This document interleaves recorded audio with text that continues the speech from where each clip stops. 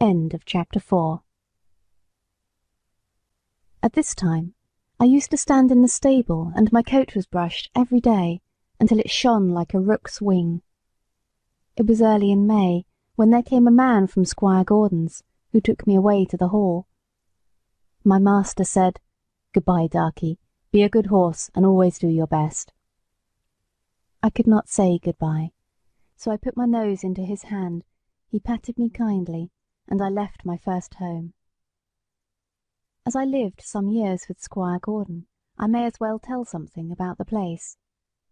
Squire Gordon's park skirted the village of Birtwick. It was entered by a large iron gate, at which stood the first lodge, and then you trotted along on a smooth road between clumps of large old trees, then another lodge and another gate, which brought you to the house and the gardens. Beyond this lay the home paddock, the old orchard, and the stables. There was accommodation for many horses and carriages, but I need only describe the stable into which I was taken. This was very roomy, with 4 good stalls. A large swinging window opened into the yard, which made it pleasant and airy. The first stall was a large square one, shut in behind with a wooden gate. The others were common stalls, good stalls, but not nearly so large. It had a low rack for hay and a low manger for corn. It was called a loose box, because the horse that was put into it was not tied up, but left loose to do as he liked. It is a great thing to have a loose box. Into this fine box the groom put me. It was clean, sweet, and airy. I never was in a better box than that, and the sides were not so high but that I could see all that went on through the iron rails that were at the top.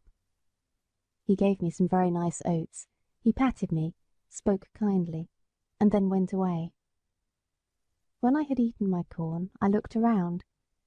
In the stall next to mine stood a little fat grey pony with a thick mane and tail, a very pretty head, and a pert little nose.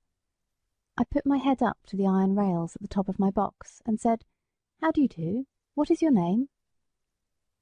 He turned round as far as his halter would allow, held up his head, and said, "My name is Merrylegs. I am very handsome. I carry the young ladies on my back, and sometimes I take our mistress out in the low chair. They think a great deal of me, and so does James. Are you going to live next door to me in the box?" I said, "Yes."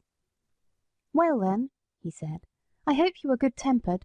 I do not like anyone next door who bites." Just then a horse's head looked over from the stall beyond. The ears were laid back, and the eye looked rather ill-tempered.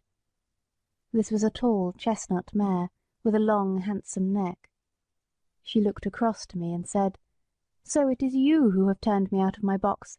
It is a very strange thing for a colt like you to come and turn a lady out of her own home." "I beg your pardon," I said. "I have turned no one out. The man who brought me put me here, and I had nothing to do with it. And as to my being a colt, I am turned 4 years old, and am a grown-up horse. I never had words yet with horse or mare, and it is my wish to live at peace." "Well," she said, "we shall see. Of course I do not want to have words with a young thing like you." I said no more. In the afternoon, when she went out, Merrylegs told me all about it. "The thing is this," said Merrylegs. "Ginger has a bad habit of biting and snapping. That is why they call her Ginger, and when she was in the loose box she used to snap very much. One day she bit James in the arm and made it bleed, and so Miss Flora and Miss Jessie, who were very fond of me, were afraid to come into the stable.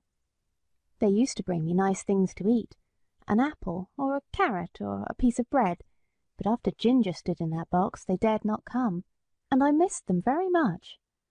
I hope they will now come again, if you do not bite or snap." I told him I never bit anything but grass, hay, and corn, and could not think what pleasure Ginger found it.